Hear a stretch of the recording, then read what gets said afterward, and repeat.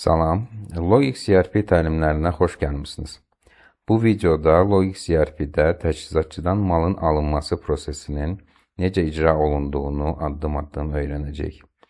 Bu proses çərçivəsində ambar qalıqlarının sistemdə necə formalaşdığını və dəyişdiyini, təchizatçı üzrə kreditor borcların Logix CRP-də necə yarandığını qısa və praktik şəkildə nəzərdən keçirəcəyik.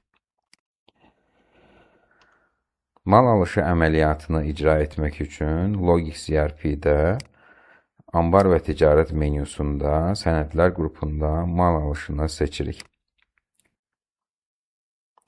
Burada yeni düyməsini vuraraq sənədi icra etməyə başlayırıq. Burada vacib olan sahələr təchizatçı, ambar və mal seçimidir. İlk öncə təchizatçını seçim düyməsi ilə seçirik. Alış etmək istədiyimiz təchizatçını 2 dəfə vuraraq seçdik. Malları qəbul edildiyimiz ambarı bu bölmədən seçirik. Mallar düyməsinə vuraraq alış etmək istədiyimiz malları seçirik.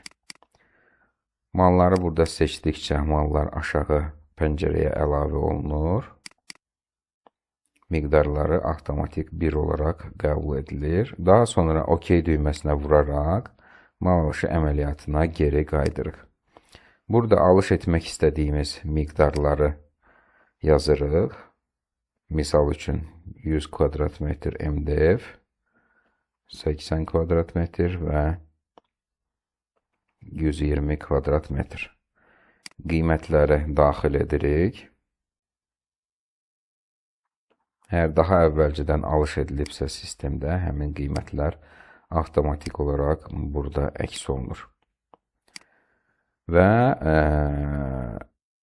təsdiq düyməsini vuraraq sənədi yaddaşa yazırıq.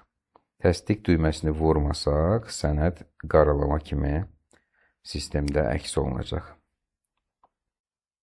Sənədi yaddaşa yazdıq. Ehtiyac varsa çap formasını bu hissədən çap edə bilərik.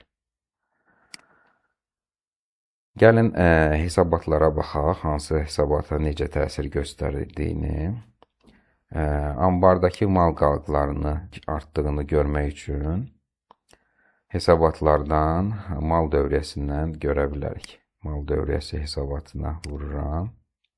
Hesabatın əks olunması üçün bir dəfə hesabla düyməsinə vururuq. Bu bölmədə bugün alış etdiyimiz malların ambara daxil olunduğunu görə bilirik. Daxil olunduğu ambara son qalıq bu şəkildədir.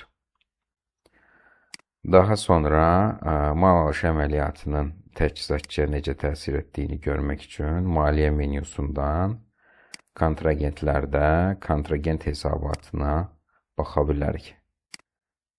Burada bu təchizatçıya borc formalaşdığını görə bilirik. Beləliklə, biz 4 dəqiqə ərzində mal alışı əməliyyatı necə icra edilirsə onu öyrəndik. Eyni zamanda hesabatlara necə təsir göstərirsə onlarla tanış olduq.